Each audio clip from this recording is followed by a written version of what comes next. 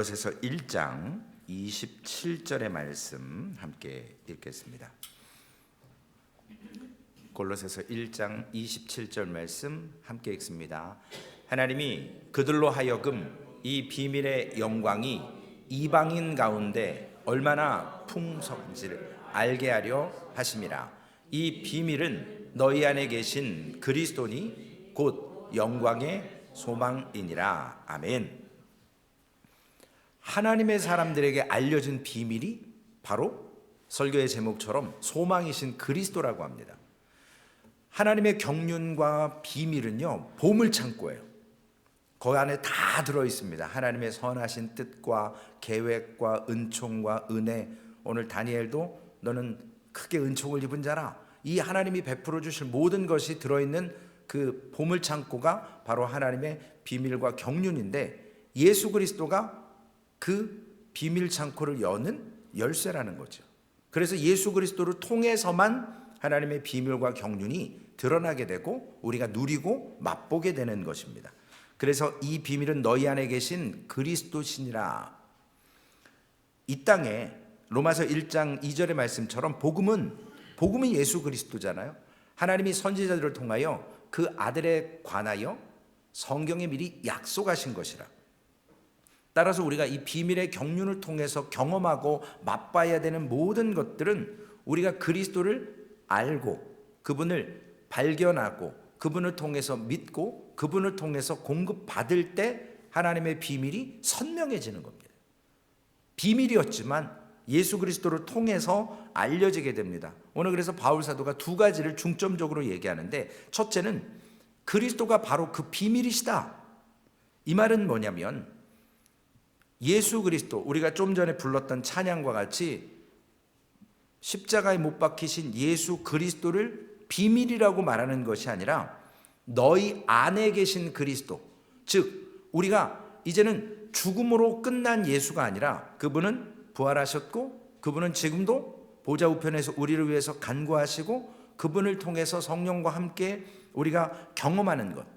우리가 늘 예수 그리스도의 골고다만 올라가서 거기서 예수 그리스도가 여기서 죽었지, 여기서 어디에 계실까, 이것이 아니라 그분은 부활하셨기 때문에 우리가 그분을 우리의 삶 속에, 마음 속에 믿을 때 동행하는 역사가 있게 됩니다. 그래서 갈라디아 2장 20절에 우리 너무나도 잘 아는 말씀처럼 내가 그리스도와 함께 십자가에 못 박혔나니 그런즉 이제는 내가 사는 것이 아니요 오직 내 안에 그리스도께서 사시는 것이라. 이제 내가 육체 가운데 사는 것은 나를 사랑하사 나를 위하여 자기 자신을 버리신 하나님의 아들을 믿는 믿음으로 사는 것이라.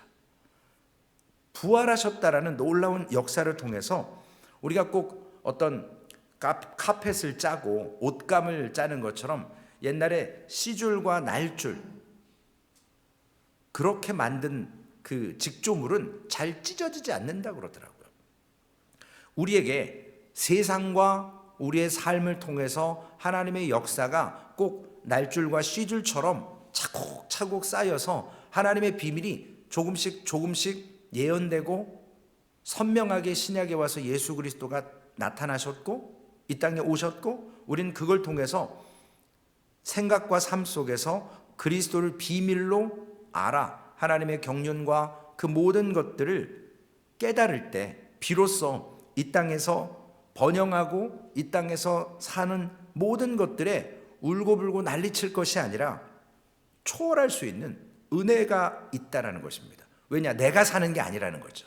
내 안에 그리스도께서 사시는 것이기 때문에, 그분과 더불어 동행하는 거기 때문에, 그러므로 닫혀있던 그 비밀과 보물창고를 예수 그리스도를 통해서만 맛볼 수 있게 됩니다. 결국 영적으로 성장하는 것은 우리가 그리스도의 은혜와 그분을 아는 그 지식 위에서 자라나는 겁니다. 아는 만큼 보이는 거고요, 아는 만큼 깨달아지는 것. 베드로서 3장 18절 말씀에 보니까요, 오직 우리 주 곧 구주 예수 그리스도의 은혜와 그를 아는 지식에서 자라가라. 영광이 이제와 영원한 날까지 그에게 있을지어다. 예수 그리스도를 경험하는 만큼 우리는 그분을 고백할 수 있게 됩니다. 그런데 바울이 이러한 삶 속에서 예수를 믿기 전에 두 가지 바울의 그 편견이 있었습니다. 하나는 신학적인 편견이 있었고요, 심리적인 편견이 있었습니다. 먼저 신학적인 편견은 뭐냐면, 어떻게 나사렛 그 거지 같은, 죄송합니다. 당시에는 그랬대요.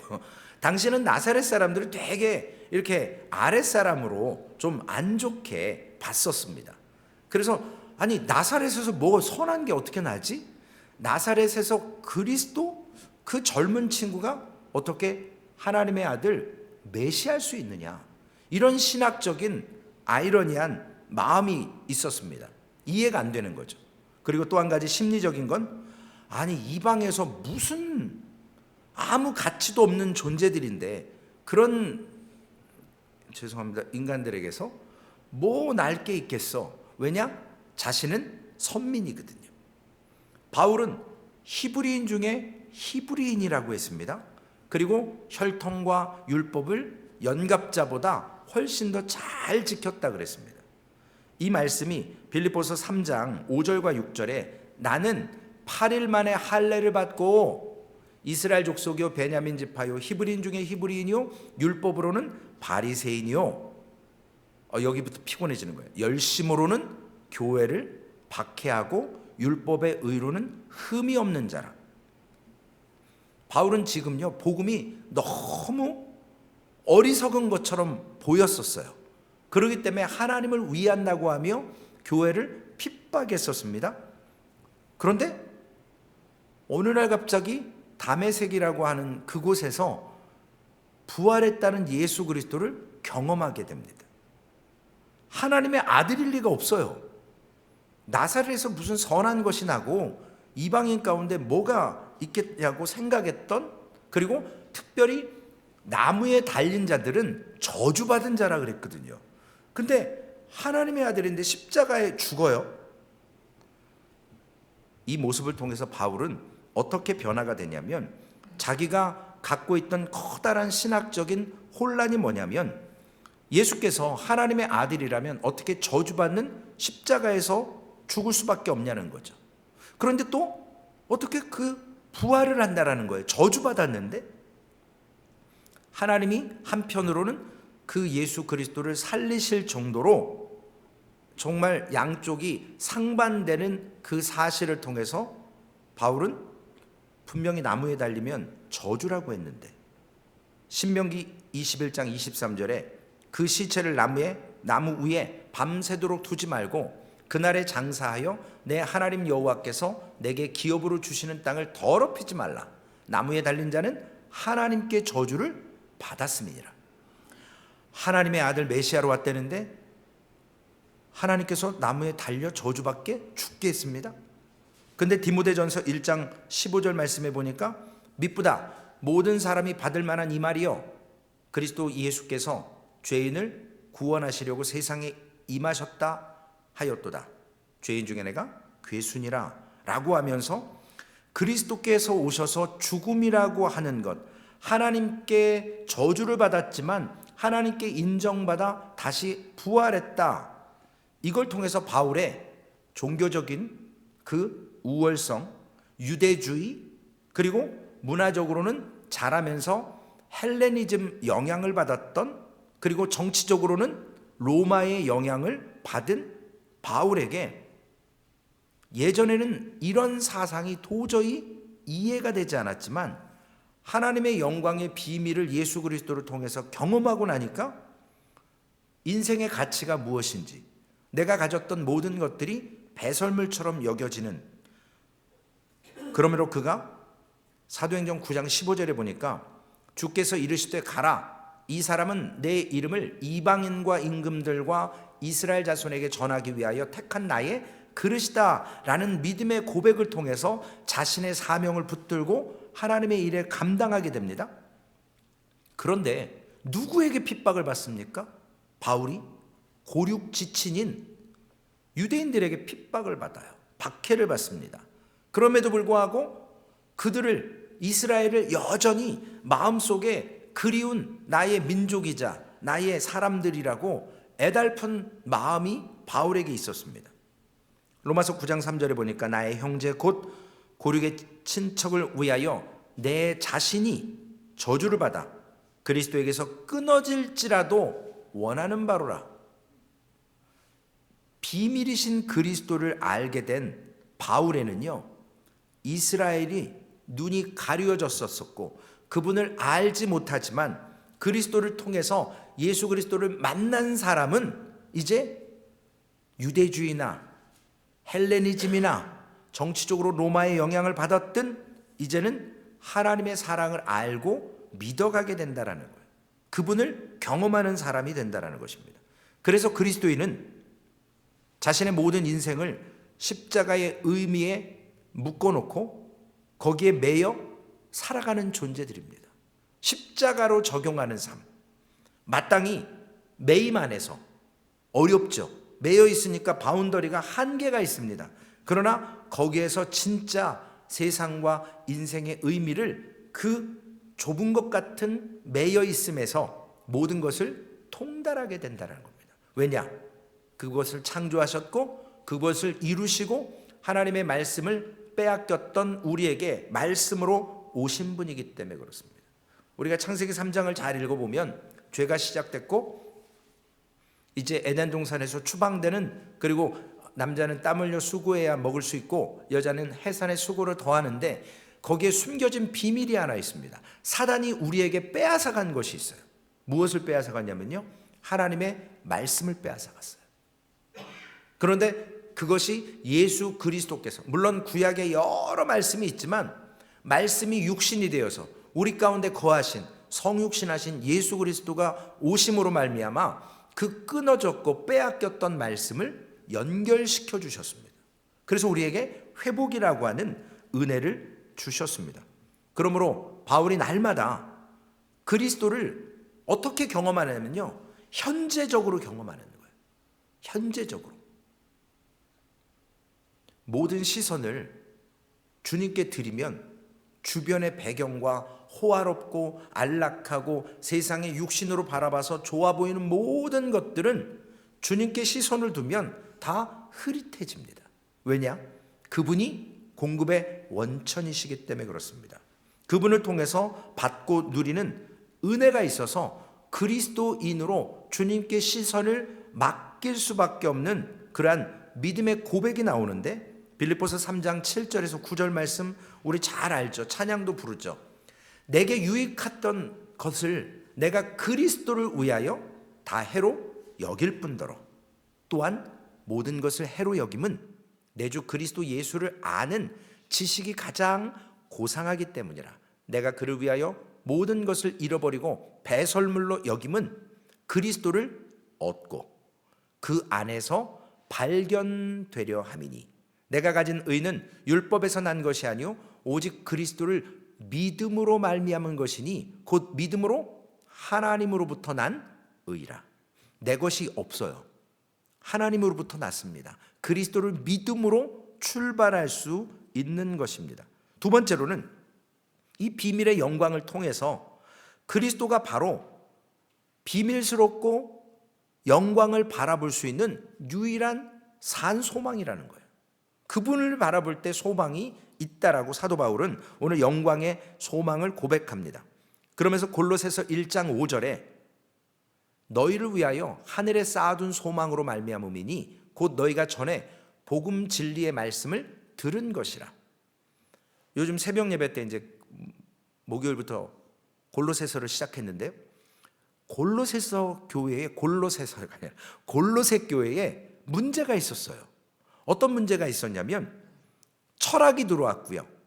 거짓 선지자들 때문에 유대주의가 우선주의라고 들어왔습니다.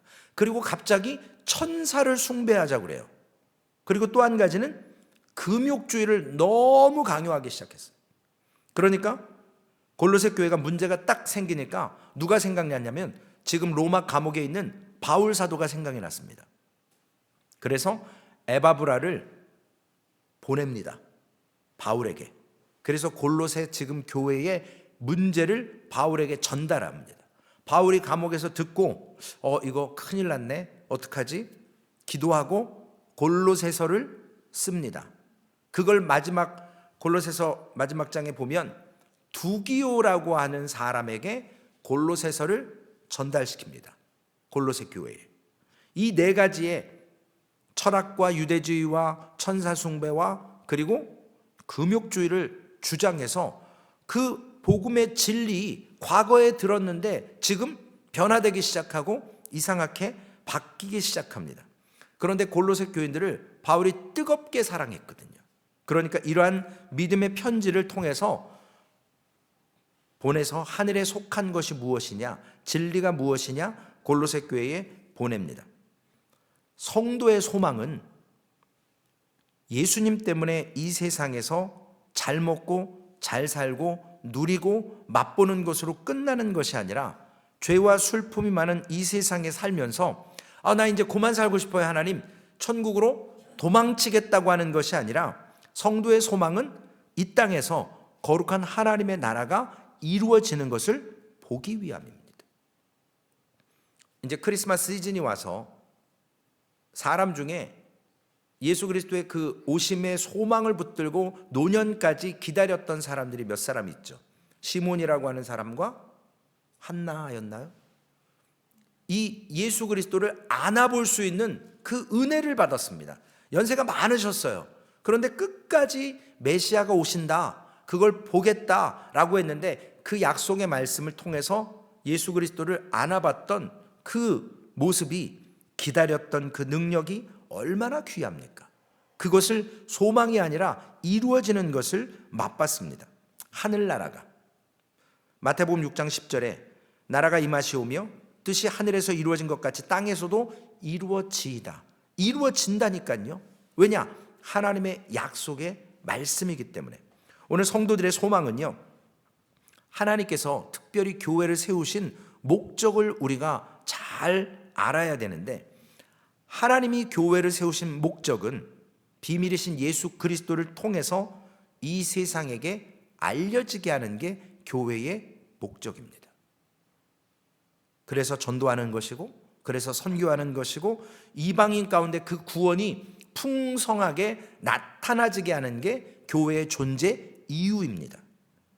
그것이 하나님의 비밀이고 그것이 감추어졌던 하나님의 경륜인데, 우리가 결국 그러한 것들을 통해서 하나님께 영광을 다시 돌려드리는 것. 마귀 사탄이요, 예수님을 세 번째 시험했을 때 천하만국을 샥 보여주고 나에게 절하라, 이 모든 영광을 다시 너에게 주겠다. 그러나 예수님 넘어가지 않죠. 말씀에 기록된 대로 사탄아 물러가라 말씀하십니다. 하박국 2장 14절에 주님께서 말씀하시는 것처럼 이는 물이 바다덮음 같이 여호와의 영광을 인정하는 것이 세상에 가득할 수 있도록 교회는 존재 이유와 우리가 하나님에게 구원받은 존재로서 이 땅에 존재하는 의미라는 것입니다. 이것이 가장 고유한 교회와 성도의 목적입니다. 교회는 다른 일 때문에 상처받고 아프고 분주할 이유가 없습니다. 우리끼리 아웅다웅할 필요가 없어요. 왜냐? 이 비밀의 교회의 사명을, 우리의 존재의 이유를 그리스도가 풍성히 이방에 증거되고 하나님께 영광을 돌려드리는 일에 우리가 쓰임받기 위해서 그리스도의 경륜과 그리스도의 비밀과 예수 그리스도의 열쇠를 통해서 그 안으로 들어가며 맛보며 이 땅에서 살아가는 것. 그런데 하나님께서는 언제나 하나님의 교회가 진심으로 그리스도를 사랑하고 교회의 아픔을 내 아픔으로 생각하는 렘넌트, 남겨진 자를 확실하게 두셨습니다. 성경의 곳곳을 통해서도 말씀하십니다. 그리스도께서도 제자들에게 십자가 지시기 위해서 골고다 언덕으로 올라가셨을 때, 야 함께 가자, 십자가 지러, 이렇게 말씀하지 않았어요. 그 부분은 오직 예수 그리스도만 감당하실 수 있는 부분이었습니다. 그러나 부활하고 승천하시면서는 교회에 사명을 주셨고, 교회가 교회되는 하나님의 비밀을 깨닫게 하기 위해서 이방인들에게 복음을 알리기 위해서 사도들을 세웠고 성도들을 참여시켜서 그 고난을 함께 받을 수 있도록 만들어 주셨습니다.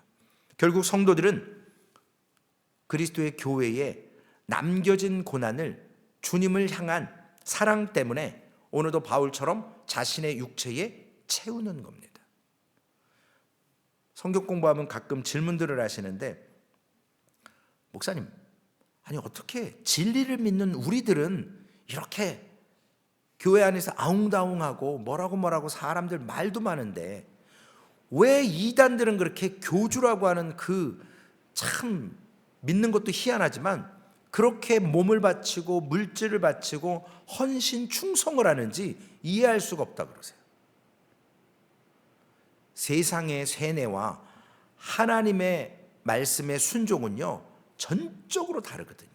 우리는요 그 육체의 고통을, 그 고난을 우리 가운데 채움으로 인해서 나는 있을 수가 없어요. 나는 없고 오직 예수님만 드러나는 겁니다. 그분을 통해서 온전해짐을 알 수 있다라는 것입니다. 그래서 우리가 골로새서를 시작할 때 겪음, 체험함, 고난받음 이런 것들이 다 묶여서 하나님의 경륜이 성취된다라고 말씀드렸습니다. 결론의 말씀입니다. 그리스도의 몸인 교회를 통해 하나님의 경륜이 우리 가운데 실현되는 과정을 통해서 우리가 때로는 어려움을 겪습니다. 그러나 종말의 날에 이것이 완성될 것을 믿기 때문에 하나님의 나라도 영광스럽게 드러날 것이고 우리의 소망도 영광스럽게 경험되어질 것으로 믿습니다. 그래서 하나님의 자녀들은 그 영광의 소망을 가지고 그리스도의 영적인 몸 안에 그분이 완전한 머리, 불완전한 우리가 지체로 연결되어서 예수의 생명으로 사는, 그래서 자신은 예수의 죽음으로 죽기 위해서 살아가는 사람들로 그 말씀을 붙들고 오늘 나는 날마다 죽노라. 바울의 고백처럼 고린도후서 4장 12절에 그런즉 사망은 우리 안에서 역사하고 생명은 너희 안에서 역사하니라. 지난주 말씀드렸던 것처럼 생즉 필사, 살고자 하면 반드시 죽어요. 그러나 사즉 필생, 죽기를 각오하면 살게 돼 있다라는 말처럼 우리는 이 땅에 은혜 받은 사람으로 잘 살기 위한 사람이 아니고요, 우리는 어떻게 하면 잘 죽을까 하는 사람으로 살게 되면 하나님께서 우리 안에 생명으로 반드시 살게 하십니다. 갈라디아서 2장 20절 말씀으로 결론을 맺습니다. 내가 그리스도와 함께 십자가에 못 박혔나니 그런즉 이제는 내가 사는 것이 아니요 오직 내 안에 그리스도께서 사시는 것이라. 오늘 그리스도와 함께 사셔서 그 비밀의 경륜을 통해서 소망이신 그리스도의 열쇠를 붙잡고 하나님의 비밀과 그 경륜을 깨달아서 교회로서 성도로서의 그 하나님께 영광을 돌리고 이방인에게 풍성하게 하는 그 삶을 받아 누리시고 승리하시기를 주님의 이름으로 축원을 드리겠습니다. 기도하시겠습니다. 존귀하신 하나님, 감사합니다. 바울이 예전에는 신학적으로 하나님 편견이 있었습니다. 그리고 자신의 유대주의적인 그러한 모습 속에서 이방인에 대한 편견이 있었습니다. 하나님이 아들 예수 그리스도를, 메시아를 이 땅에 보내셨는데 어떻게 나사렛에서 메시아가 나고 어떻게 메시아가 저주받은 십자가 위에 죽을 수 있는가 이해할 수 없었고 깨달을 수 없었던 그 비밀의 경륜을 예수 그리스도를 부활시키게 하셨고 그 부활하신 예수 그리스도를 경험하면서 바울의 철학과 바울의 사상과 바울의 편견과 바울의 지식과 바울의 세상의 모든 것이 이제는 다 배설물로 여겨지고 오직 주님만, 그분이 소망이심을, 그분이 영광 받으셔야 됨을 깨닫고 이방인을 향한 아버지 하나님 복음을 위해 앞장서 쓰임 받았습니다. 하나님, 그 비밀의 소망이신 예수 그리스도가 오늘 우리 소망교회를 통해서 증거되어지고 이방의 풍성이 알려지게 하시고 우리도 더욱더 그 소망이신 그분을 경험하며 믿음에서 자라가게 하여 주시옵소서. 하나님을 아는 만큼 믿으며 하나님의 비밀과 경륜을 우리 주 예수 그리스도를 통하여서 하나님을 아는 지식에 자라가는 그러한 복된 교회로, 복된 성도로 주님 삼아 주시옵소서. 다니엘에게도 이 예언을 알라라고, 깨달으라고 말씀하신 것처럼 하나님, 우리도 말씀을 깨달으며 그것이 과거가 아니라 오늘 현재성에 점진적으로 믿어지고 훈련되어지고 더욱더 신앙의 연단을 통해서 반석 위에, 페트라 위에 세워지는 하나님의 백성으로 창수가 나고, 아버지 하나님, 세상 홍수에 흔들리지 않고 예수 이름 위에 굳게 서서 그분과 함께 하나님의 나라를 이 땅에서 맛보게 하여 주시옵소서. 감사합니다. 소망교회가 그런 교회, 그런 성도 되게 하실 줄로 믿고 우리를 구원하신 예수님의 이름으로 감사하며 기도 올리옵나이다. 아멘. 하늘에 계신 우리 아버지여, 이름이 거룩히 여김을 받으시오며 나라에 임하옵시며 뜻이 하늘에서 이루어진 것 같이 땅에서도 이루어지리이다.